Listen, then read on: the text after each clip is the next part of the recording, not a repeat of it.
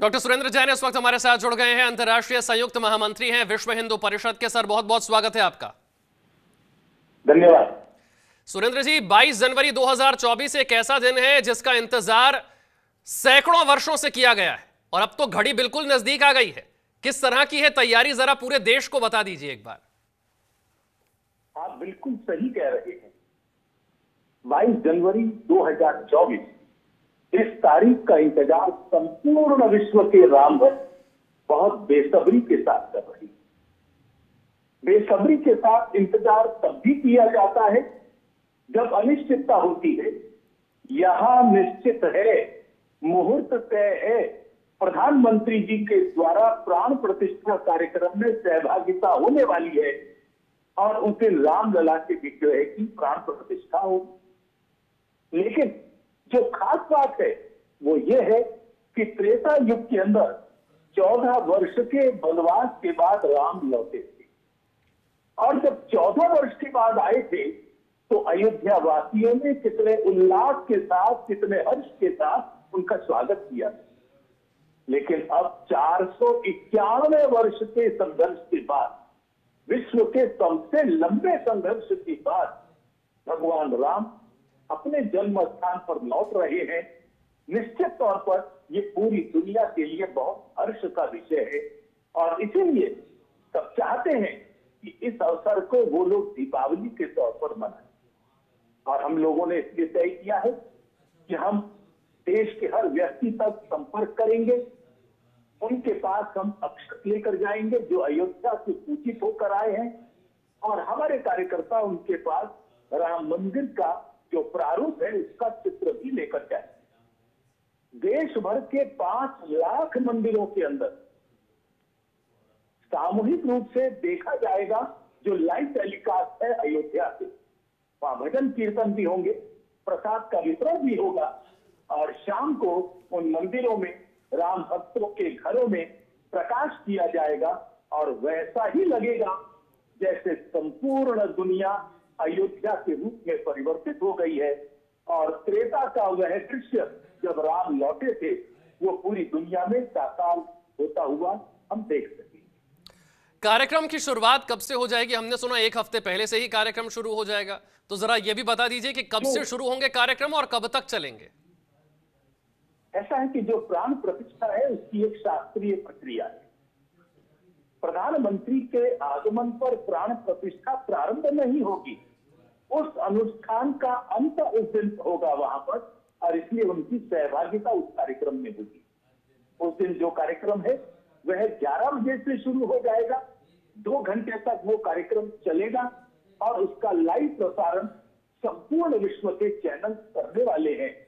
लेकिन जो महत्वपूर्ण बात हम समाज में लेकर जाने वाले हैं, लोग अकेले नहीं देखें, अपने घर में बैठकर टीवी पर न देखें, मोबाइल पर ना देखें, इकट्ठे सामूहिक रूप से अपने पास के मंदिर में जाकर देखें और जब सामूहिक रूप से देखेंगे उसका उल्लास अलग होगा और उनको लगेगा, आपने सही कहा, करोड़ों लोग जाना चाहते, उस दिन केवल 8,000 लोग जा पाएंगे। लेकिन इस तरह से अगर सब लोग देखेंगे तो उनको लगेगा कि सब उनके सामने ही हो रहा है और वो इस कार्यक्रम में सहभागिता कर रहे हैं। कितने लोगों को निमंत्रण अब तक दिया गया है? क्योंकि मैंने शुरुआत में कहा भाई आना तो करोड़ों लोग चाहते हैं और देश ही नहीं दुनिया भर से राम भक्त आना चाहते हैं, लेकिन आप लोगों के सामने भी तो एक बड़ी चुनौती होगी कि किन लोगों को निमंत्रण दिया जाए। तो कैसे तय किया गया कि किन किन लोगों को दिया जाए निमंत्रण? ऐसा है कि केवल 8,000 लोगों को निमंत्रण दिया गया। 4,000 संत हैं, कुछ चुनिंदा अधिकारी विश्व हिंदू परिषद के हैं जिन्होंने इस आंदोलन को यहां तक पहुंचाया है।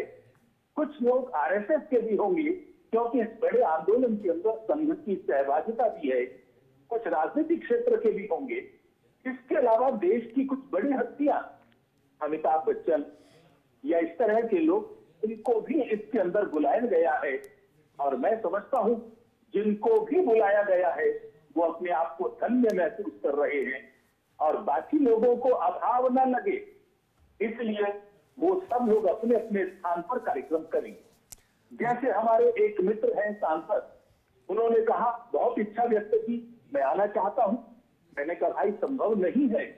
तो उन्होंने कहा चिंता मत करो, मैं अपने कार्य क्षेत्र के अंदर एक मैदान में स्क्रीन लगाऊंगा और उस स्क्रीन के अंदर उस समय हजारों लोग देखेंगे और शाम को मैं 1,00,000 दीपक जला। मैं समझता हूं ये इस प्रकार का उत्साह संपूर्ण देश के लोगों के अंदर है और जो नहीं जा पा रहे वो उसके बाद में जाए, लेकिन उस दिन के कार्यक्रम में अपनी सहभागिता अवश्य करें और वो सहभागिता करने का प्रकार यही हो सकता है। आपकी तरफ से उन लोगों के लिए संदेश क्या होगा, वो जो करोड़ों लोग हैं जिनका मैंने शुरुआत में जिक्र किया, जो नहीं पहुंच पाएंगे अपने घर में, जब वो टीवी पर देख रहे होंगे राम मंदिर की प्राण प्रतिष्ठा, उन लोगों के लिए संदेश क्या है कि उस दिन को और उस कार्यक्रम को वो किस तरह से मनाएं? मेरी उन सबसे अपील है और कुछ संतों ने यह अपील अयोध्या से की है और वो ये है कि उस दिन अपने घर पर कार्यक्रम न देखें, अपने पास के मंदिर में, अपने पास की चौपाल में जहां पर सामूहिक रूप से दिखाने की व्यवस्था है वहां पर देखें। उससे हिंदुओं को सामूहिक रूप से जो आनंद आता है उसका कोई मूल नहीं हो सकता।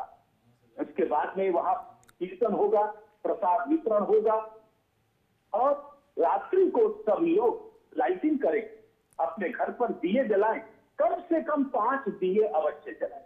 जो ज्यादा कर सकते हैं वो ज्यादा करें। कई मार्केट के लोगों ने, कई प्रकार के सामाजिक संगठनों के लोगों ने हमसे कहा है कि वो अपने पूरे क्षेत्र को जगमग करा देंगे। तो जो जितनी क्षमता रखता है उतना करे, लेकिन उस दिन को दिवाली की तरह मनाना चाहिए क्योंकि हमारी बहुत लंबी प्रतीक्षा पूरी हो रही है। हमारे लाखों लोगों ने बलिदान दिए, जिन लोगों ने आंदोलन को भी यहां तक पहुंचाया है। मैं आपके माध्यम से ध्यान दिलाना चाहूंगा, 35 वर्ष तक यह आंदोलन लगातार चला। आज याद करने का दिन है माननीय अशोक सिंघल जी को, आचार्य गिरिराज किशोर जी को, महंत रामचंद्र जी को, शरद कोठारी, राम कोठारी जैसे हमारे अनेकों बलिदानी कार सेवकों को, महंत अवैधनाथ जी को, जिन लोगों ने अपना जीवन लगा दिया वो अपनी आंखों के सामने नहीं दे पाए, लेकिन उनके पुरुषार्थ और उनकी मेहनत और उनके दूरदृष्टि उसी का परिणाम है कि आज उनकी मेहनत रंग लेकर आई है, वो साकार हो रही है। तो वो दिन उनको श्रद्धांजलि देने का भी दिन होगा। भावनात्मक रूप से आपके लिए 22 जनवरी 2024 ये कितना अहम दिन होगा, क्योंकि संघर्ष बहुत लंबा था? ये भावनात्मक दृष्टि से तो लोग इंतजार कर रहे हैं उस दिन का। और आज मैं गुरुग्राम में था, जब एक परिवार के अंदर इसका मैं जिक्र कर रहा था कि भाई इस प्रकार का कार्यक्रम उस दिन होने वाला है, तो वहां पर उपस्थित परिवार के सदस्यों की आंखों में आंसू आ गए। किस प्रकार के बलिदान लोगों ने दिए हैं, वो स्वयं चले गए बलिदान देकर, लेकिन हमारे लिए एक ऐसे भारत का निर्माण करके चले गए, क्योंकि वह दिन केवल प्राण प्रतिष्ठा होगी ऐसा नहीं है, वो राष्ट्रीय गौरव और स्वाभिमान की प्रतिष्ठा का भी दिन है। क्योंकि देश के अंदर हमला करने वाले जो आक्रामक लुटेरे हैं उनके स्मारकों के लिए और उनके चाहने वालों के लिए भारत में कोई स्थान नहीं है। यह बात भी उस दिन तय होने वाली है। इसलिए मैं समझता हूं संपूर्ण देश की सैकड़ों वर्षों की साध पूरी हो रही है और देश की क्या संपूर्ण विश्व के राम भक्तों की भावनाएं बिल्कुल ऊंचाइयों पर होंगी। निमंत्रण की बात चली तो लालकृष्ण आडवाणी और मुरली मनोहर जोशी को निमंत्रण गया या नहीं गया, वो आएंगे या नहीं आएंगे, इसे लेकर कुछ प्रश्न खड़े हुए। आप बिल्कुल ठीक व्यक्ति हैं ये बताने के लिए कि निमंत्रण गया है या नहीं, दोनों बड़े नेता पहुंचेंगे या नहीं। ये दोनों व्यक्ति केवल व्यक्ति नहीं है, एक संस्था के रूप में आडवाणी जी का योगदान राम जन्मभूमि पर मंदिर निर्माण के लिए कोई नहीं भुला सकता। किस प्रकार की साधना उन्होंने की थी पूरी दुनिया जानती है।